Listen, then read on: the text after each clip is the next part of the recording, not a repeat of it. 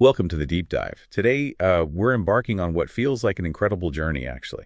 We're looking at ancient timelines. Right, and specifically how this unique historical framework maps out huge periods, from creation through major events. And what really grabs you is how it's all derived from, well, just incredibly detailed numerical data found in the sources. Yeah, and our mission really is to unpack all those layers of chronological information. We're talking genealogies, king lists. A lot to get through. Definitely. And the aim is to see if we can reveal not just dates, but these surprising patterns and this proposed historical 7-day structure of time itself. Okay, so the 7-day idea, it's pretty unique, isn't it? It's not literal days. No, not at all. Each day represents a 1,000-year period. That's the concept. Stretching from creation, which the sources place around, 4,000 BC? Roughly, yes. And it goes all the way to a proposed future rest. So when we mention something like Adam's 1,000th year, we mean 1,000 years from Adam's creation, based on these genealogies. Got it. So how do they build that foundation from Adam onwards? Well, the sources are meticulous. They trace the generations right from Adam, using patriarchs' birth ages, their lifespans. Pulled from texts like Genesis. Exactly. Genesis 5 and 11 are key. It lets them construct this, remarkably precise timeline. And the detail is kind of astonishing.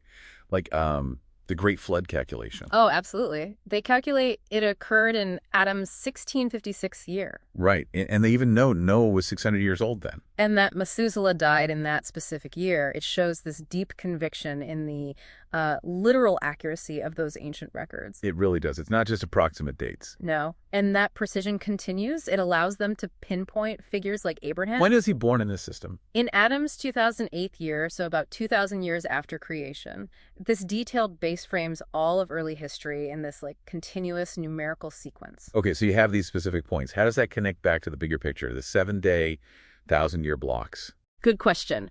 The sources link events to these symbolic days. It suggests a kind of theological narrative woven into time. How so? Can you give an example? Sure. Take the 4th day. That spans roughly 1,000 BC to 1 AD in our terms. Oh. Conceptually, they link this to the creation of the sun, moon, and stars. Ah, like in Genesis 1. Precisely. And what's fascinating is that the birth of Jesus, which they date around 4 BC or Adam's 966th year, is positioned as a light appearing right at the close of that 4th day. It suggests a symbolic fulfillment. That's a really interesting connection. And this detail carries on past the early figures into, say, the times of the kings. Definitely. The sources detail, for instance, the southern Judah king chronology. It's built using very specific reign lengths. Like King David's 40 years, Solomon's 40 years. Yes, King Josiah's 31 years, all used to build a continuous timeline. And this timeline runs from? Well, it covers the period from the Israelite Exodus, which they calculate around Adam's 2,523rd year, though they note an alternative of Adam 2728. Okay, acknowledging some complexity there. Right. Through the start of Solomon's temple construction, Adam 3003, or alternatively 3208, all the way to the destruction of southern Judah. Which is Adam's 3,384th year, or 586 BC for us. Exactly. And the king lists themselves are incredibly detailed. Ages at ascension, reign durations. It's not just a simple list. Not at all. The source even points out things like historical overlaps in reigns or a specific translation note about a king's age. It adds to this sense of a thoroughly researched chronology within their system. So we've seen how it maps the past. Does this framework, does it project forward? Does it say anything about where we are now or, the future? It does, yeah. The focus shifts to the 6th day. Which covers? AD 1000 to AD 2000 in our calendar. According to their calculations, this 6th day is set to conclude around AD 2030. Which would be Adam's 999th year in their count. Correct. And the implications they draw for the end of this 6th day are pretty profound. This source talks about the emergence of God's images, which seems to imply humanity reaching a kind of perfected state. Fully reflecting the divine nature. That seems to be the idea. Also, the completion of creation and then the start of the 7th day. And what is this 7th day described as? It's presented as a 1,000-year kingdom of rest. The source also calls it a new heaven and new earth. Okay.